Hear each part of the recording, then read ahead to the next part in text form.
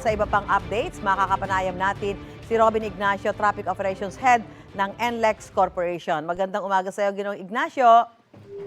Good morning, Ma'am Susan. Kumusta yung resulta ng inyong sariling investigasyon doon sa nangyaring karambola sa SCTEX? Opo, inaantay po natin yung final investigation ng PNP na lumabas. Pero ayon po dun sa initial Tawag investigation po nga natin, Dexter?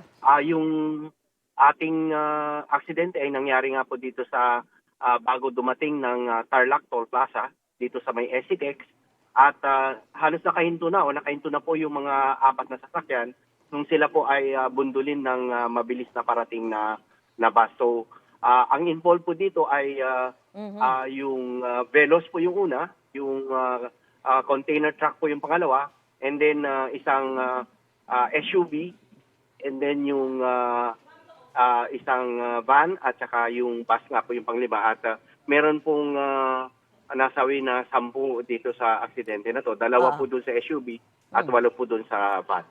Yung nakita niyo ba doon sa bus investigasyon niyo kung gaano katulin yung bus na ito?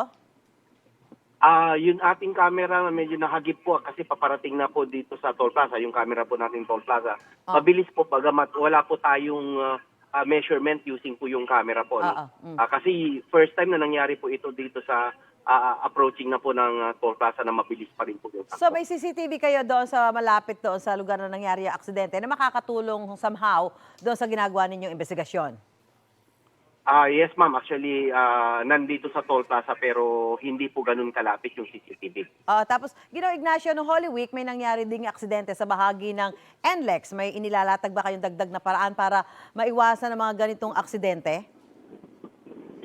Opo, yung aming enforcement, pinaiigting po natin yung anti-overspeeding. Ganun din po yung mga visibility ng ating mga patrol para sa ganun ay mag-behave lalo yung ating mga motorista. Pero malaki po talaga, Ma'am Susan, yung kooperasyon na sumunod sa ating mga batas. Trapiko yung ating mga drivers, mga motorista.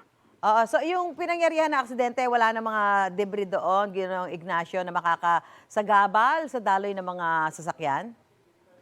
Apo, nung na-clear po itong mga sasakyan, yung mga debris po, kailangan pa nga po bugahan po ng fire truck ng tubig yung para malinis po yung area bago po namin binuksan sa traffic. Okay. Maraming salamat, Ginoong Robin Ignacio, Traffic Operations Head ng NLEX Corporation. Magandang umaga.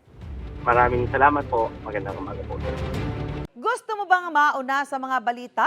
Mag-subscribe na sa GMA Integrated News sa YouTube at tumutok sa unang balita.